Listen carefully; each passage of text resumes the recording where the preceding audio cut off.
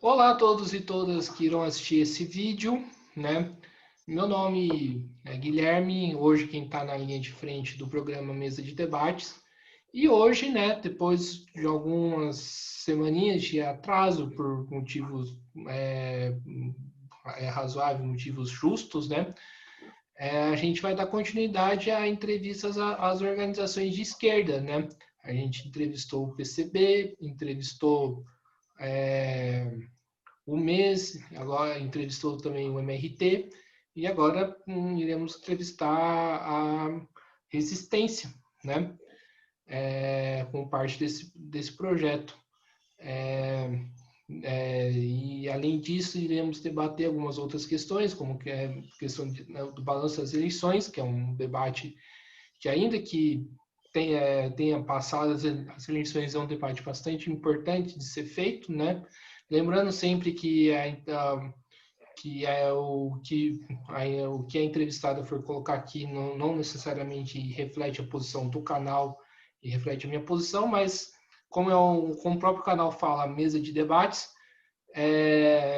eu acho que é importante, né, refletir todas as posições da esquerda, tipo, de trazer os debates da esquerda dentro do canal. Antes de começar, tá, Jéssica, se apresentar, gostaria de fazer uma menção aqui, que hoje faz 1000 dias da morte da Marielle Franco, né? É um ataque contra a esquerda, contra aqueles que lutam, principalmente contra a população negra, né? E falar que o canal se soma a exigências por justiça pela Marielle e fica a pergunta, quem matou a Marielle? Jéssica, você já esteve aqui já outras vezes, Sim. né? Sim, não é a primeira vez aqui no Mesa de Debates. Não é a O que me primeira deixa vez, muito contente, inclusive. não é a primeira vez, mas como o canal está crescendo, né? Então, por favor, se apresente novamente. Certo. Meu nome é Jéssica, eu sou militante do PSOL, né, da Resistência. Faço parte da diretoria do Sindicato dos Servidores Municipais e também construo o coletivo Resistência Feminista. E nessas últimas eleições eu fui candidata a vereadora aqui em São José, a sexta candidata mais votada da cidade, né? E, enfim, não entramos por conta de 780 votos, né, que foi o que a gente precisava para entrar, né, pelo coeficiente eleitoral, pelas quebras do coeficiente eleitoral, né, nas últimas cadeiras, mas a luta segue e é para muito além das eleições, né. E obrigada pelo convite, Guilherme, fico contente de estar aqui para debater política, a organização, a resistência, enfim, vamos bater esse papo. Obrigada pelo convite. Sim. Jéssica, vamos começar, né? Tratando da parte que eu acho que seria mais polêmica, que seria o balanço das eleições, né? Primeiramente, queria que você falasse, né, através da seguinte perspectiva, né, qual que é o balanço que vocês têm nas eleições municipais, e também colocando também a questão da candidatura do Guilherme Boulos, né, que é, que, que é uma candidatura que eu vejo que foi caminhando por um caminho bastante problemático, na minha opinião, né, de, de fazer de fazer alianças, assim, uma frente ampla com partidos da classe dominante, da ordem, partidos da burguesia, com o PTT, a Rede, né, a Marina Silva, a gente sabe toda a relação com o Banco Itaú, e até mesmo o PT e o PCdoB, que fecharam coligação com a extrema-direita, né, no PSL, isso já também seria um problema, né, também é um problema. E além também dos acenos que o Boulos, né, nessas eleições foi dando para os empresários, seja a Associação do Comércio e também os empresários da Faria Lima, né. Eu vi um post, né, que falava que só voltava o Boulos e escrevia a carta ao povo paulistano, fazendo referência à carta que o Lula escreveu, né. Eu queria que você comentasse esse balanço das eleições, é, e colocasse a sua visão, né, em relação a isso. Certo. Vou começar por onde você perguntou, depois a gente bate um papo mais aprofundado sobre a análise mais geral das eleições, né? Como ficou cada bloco político, cada partido, enfim. Sobre a campanha do Boulos em São Paulo, né? Primeiro que, para início de conversa, eu tenho uma caracterização muito próxima que você coloca desses partidos que você citou, né? O PDT, a Rede, o próprio PT e suas coligações espúrias em várias localidades, né? Enfim, o programa que defendeu, o programa que aplicou enquanto governo. Mas eu não entendo a frente ampla que você colocou como algo que tenha de fato acontecido em São Paulo nessas eleições, né? A campanha do Guilherme Boulos, da Luísa Erundina, ela foi construída principalmente, aliás, foi construída por 3 partidos que faziam parte da coligação do PSOL nessas eleições em São Paulo, que era o PCB e a UP, né? Então, são esses partidos, obviamente, com os movimentos sociais, como o MTST, que o Boulos é uma liderança há muitos anos, e outras organizações dos movimentos sociais, compuseram essa frente, essa coligação que debateu a construção do programa do Boulos e que tocou a campanha nesses meses do processo eleitoral. O que você chama de frente ampla no final das eleições, acho que é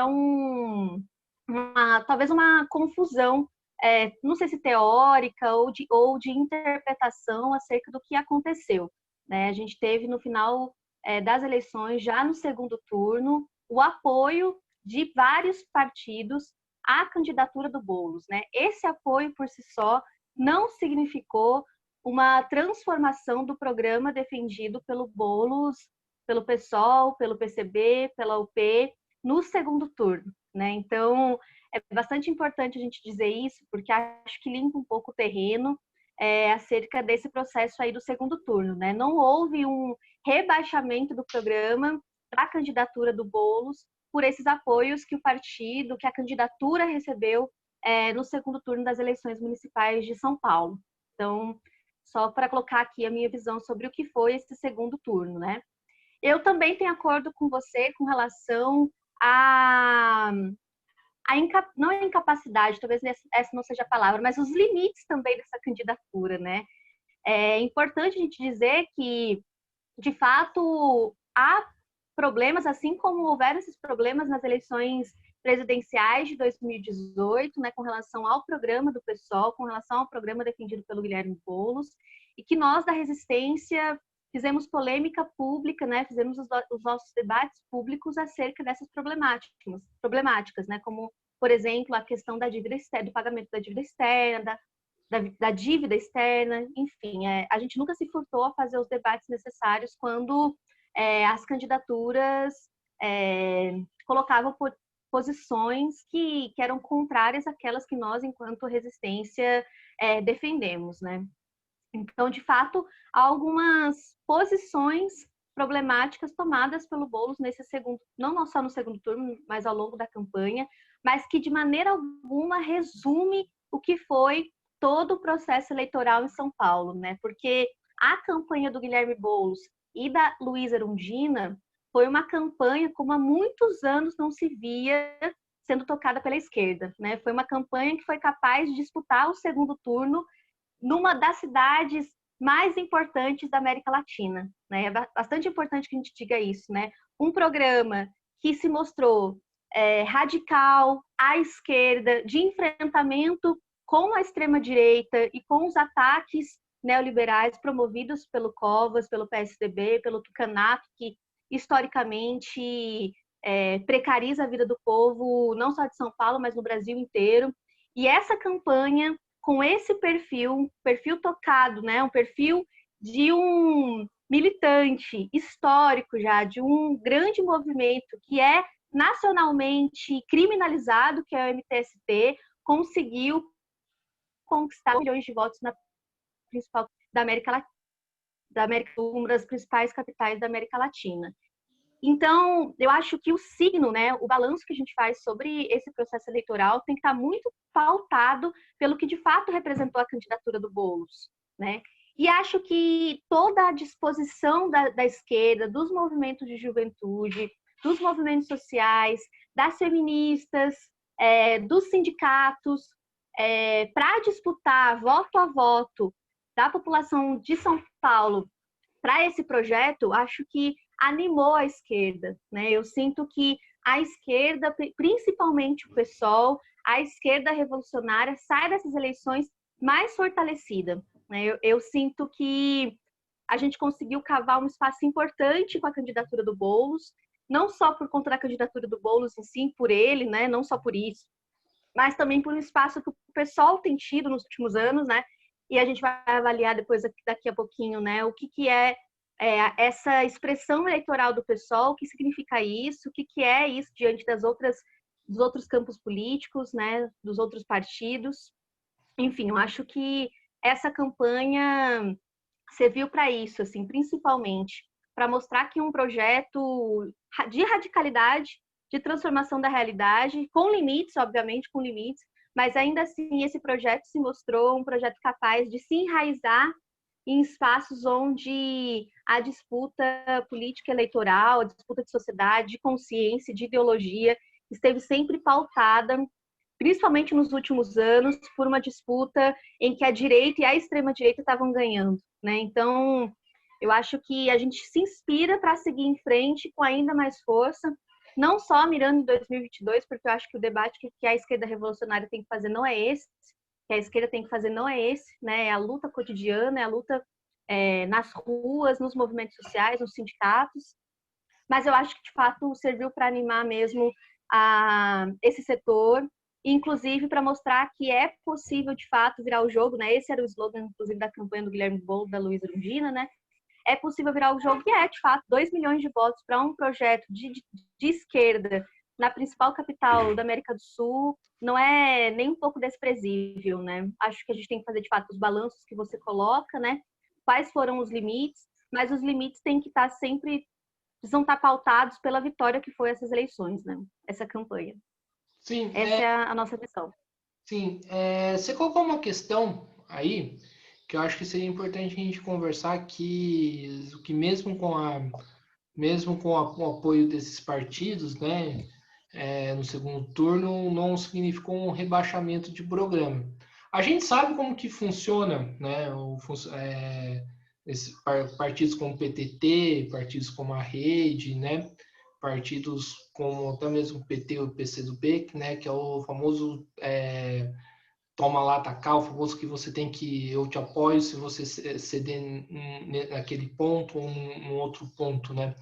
Você acha mesmo que essas organizações, esses partidos, né, como o PDT, a Rede, apoiaram a candidatura do Guilherme Boulos sem esperar nada em troca?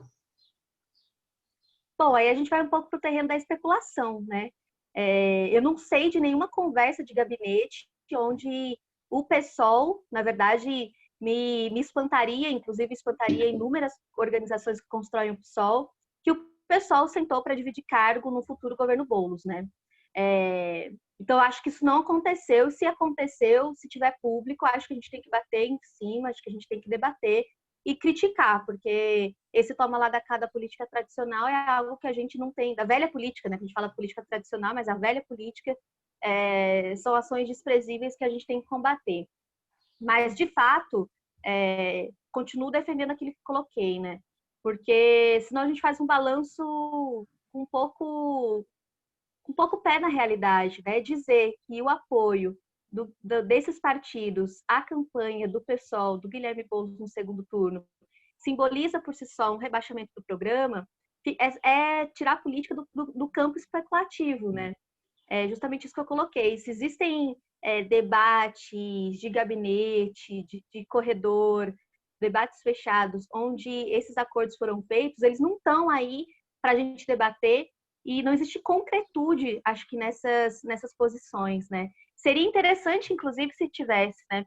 Porque se a gente tivesse, então, por exemplo, uma nota do Boulos falando sobre essas organizações, e o que mudaria no programa dele, na candidatura dele, com a entrada dessas organizações, aí sim eu acho que a gente teria mais pé para debater essas questões, né? Nesses marcos que você apresentou como um problema. Mas eu acho que a gente não tem, né? Então aí fica um pouco tirar política sem pé na realidade, né? Fico com essa impressão.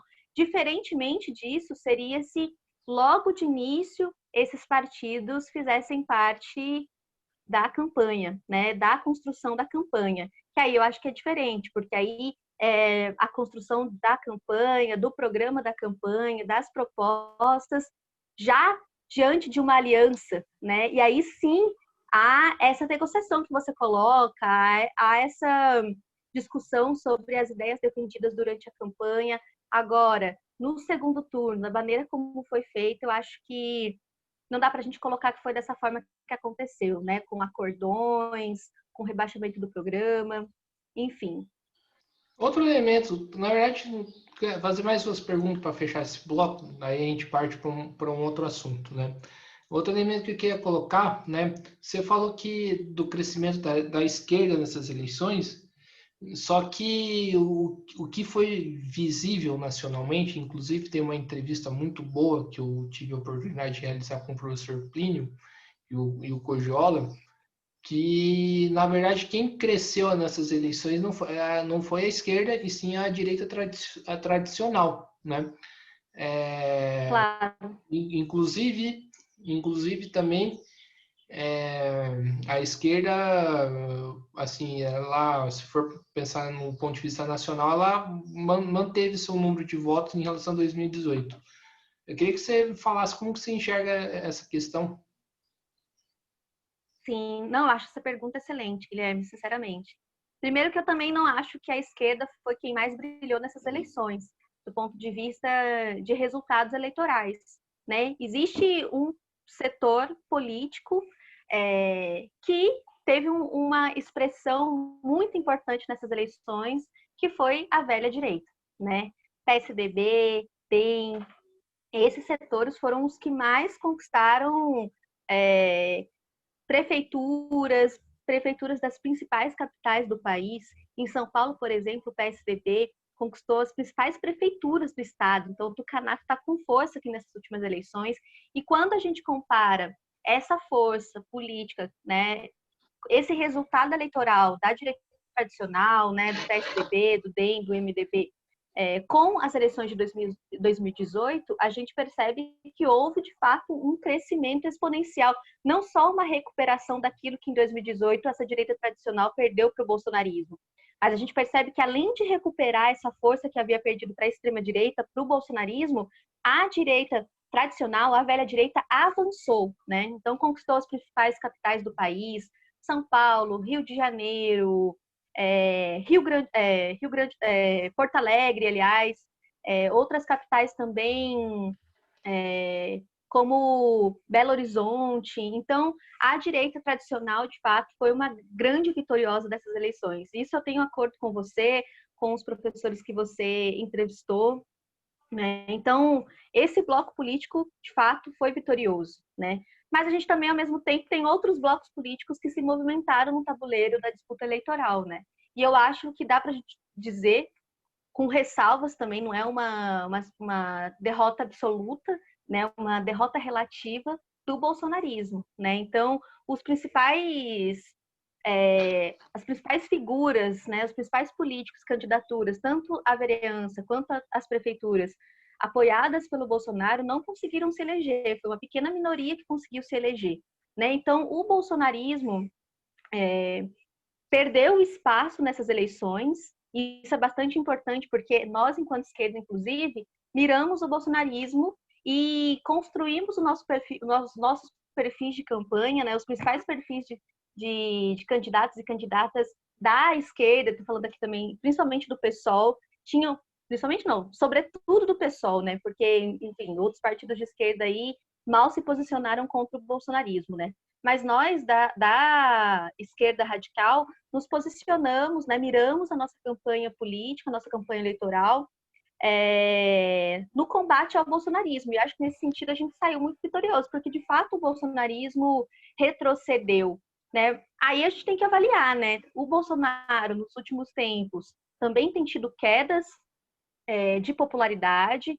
O Bolsonaro não conseguiu montar o seu partido, né? A Aliança pelo Brasil. Então, as candidaturas bolsonaristas tiveram que se diluir em vários partidos, né? Tanto da extrema-direita quanto o do centrão mais fisiológico, ponto de apoio para o bolsonarismo no Congresso Nacional. Então, isso fez com que o bolsonarismo também tivesse mais dificuldade de se colocar como uma alternativa, de continuar conquistando votos, enfim. E também tem o fato de que, e aí é mais um elemento de derrota do bolsonarismo, né? Que é que o PSL também, que é o partido pelo qual o Bolsonaro foi eleito, onde estão os principais expoentes do bolsonarismo nas câmaras, nas prefeituras, por onde saíram os principais candidatos do bolsonarismo, e o PSL também não conseguiu ter um número expressivo de votos, né? Então é bastante importante porque isso mostra que há uma derrota relativa de fato do bolsonarismo nessas eleições municipais, né? Acho que é bastante importante a gente colocar isso. E aí eu acho que tem outros blocos políticos também, né? Além da direita tradicional, que conseguiu ter um crescimento, né? Para além de uma recuperação, um crescimento, e o bolsonarismo ter perdido nessas eleições municipais, a gente também tem a direita fisiológica, né? O centrão, que é base de apoio do governo Bolsonaro, né? Partidos como republicanos, o próprio PP, o PSD do Kassab, esses partidos não conquistaram principais prefeituras no país, mas conseguiram prefeituras médias, né? Conquistaram espaços importantes. E isso faz com que o espaço desses partidos no Congresso Nacional aumente, né? Por conta da influência que esses partidos vão ter, poder de barganha que esses partidos vão ter com relação ao governo Bolsonaro, né? Então, quando esses partidos se fortalecem nos interiores, também aumenta a influência desses partidos que são ponto de apoio do governo Bolsonaro no Congresso Nacional. E aí dentro, então também tem o PSB, o PDT, né, que tentaram expandir sua influência, né, muito do projeto do Ciro para o Sudeste, para outras regiões do Brasil, mas não conseguiram, né? O próprio Márcio França em São Paulo não conseguiu para o terceiro turno, a Marta Rocha no Rio de Janeiro também não foi para o segundo turno. Então, essa tentativa de crescimento dessa centro-esquerda, né, aí tendo à frente o PDT e o PSB, ficou estacionado, cresceu, na verdade, não ficou estacionado, porque conquistou capitais importantes no Nordeste, né? Então, esse grupo não conseguiu se ramificar para o resto do Brasil, né? Eu acho que isso é uma derrota para o projeto do Ciro Gomes, mas de toda forma fincou com mais força seus pés em capitais importantes do Nordeste, né?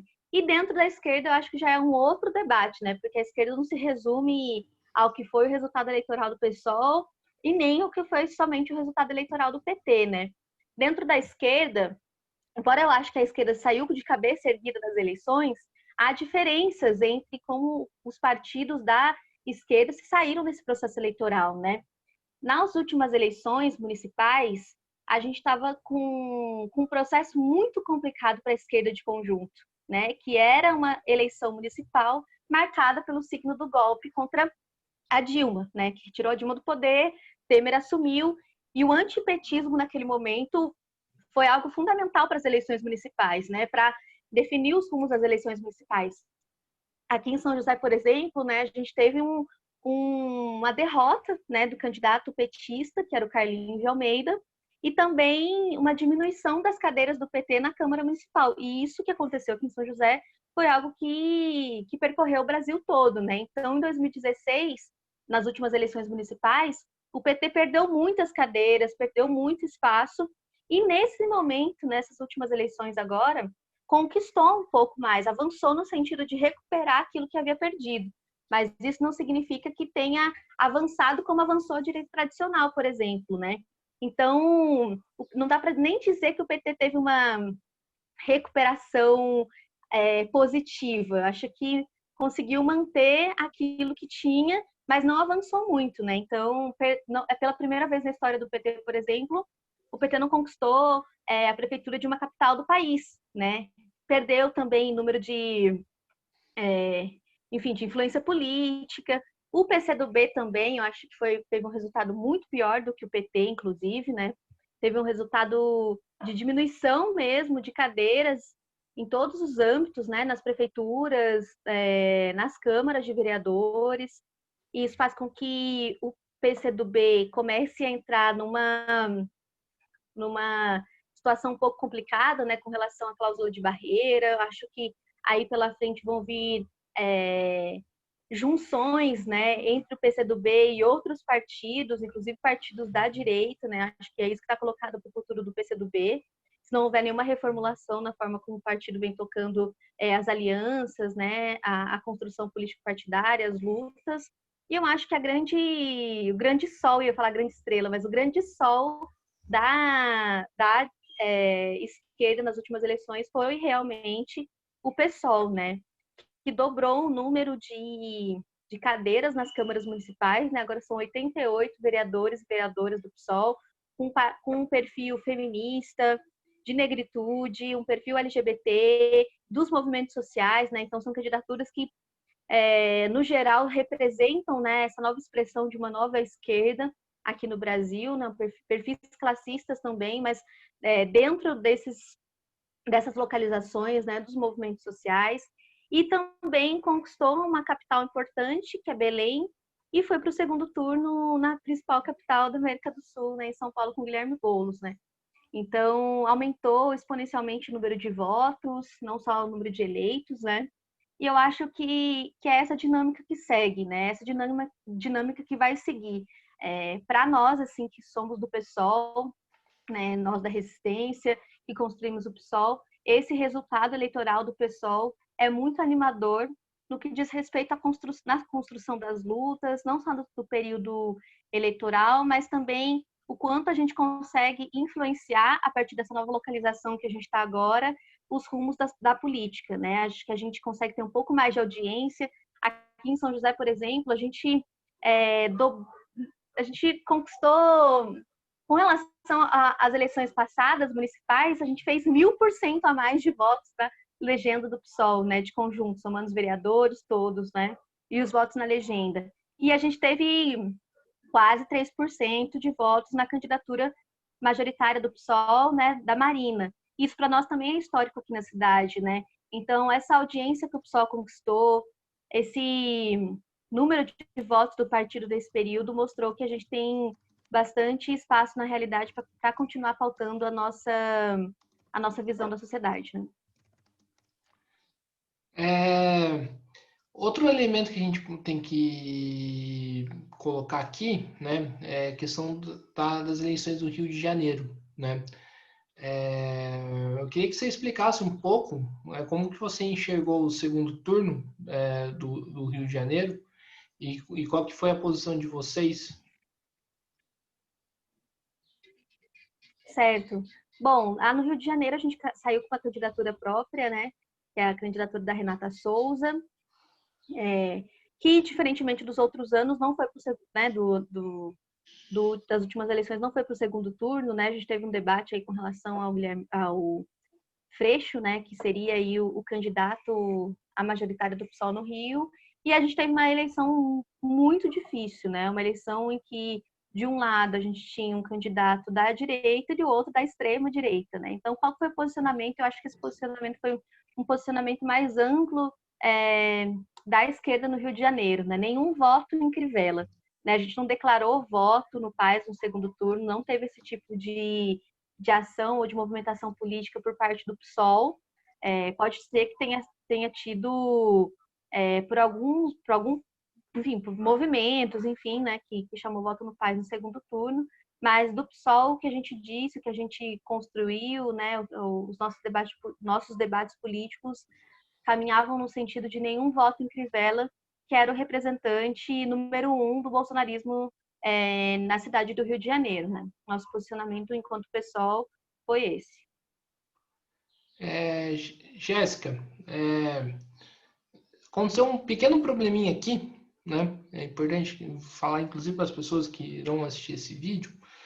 que o Zoom normalmente com uma sala de 2 pessoas costuma, né, fazer uma gravação por tempo indeterminado. Só que agora deu o problema de que vai esgotar o tempo daqui 6 minutos, né? Uhum. Então a gente vai encerrar essa parte dessa entrevista. Aí, se for comum de acordo, a gente vai criar uma outra sala para fazer a parte 2 da entrevista e ver se vai rolar tudo certo. Tudo bom? Beleza.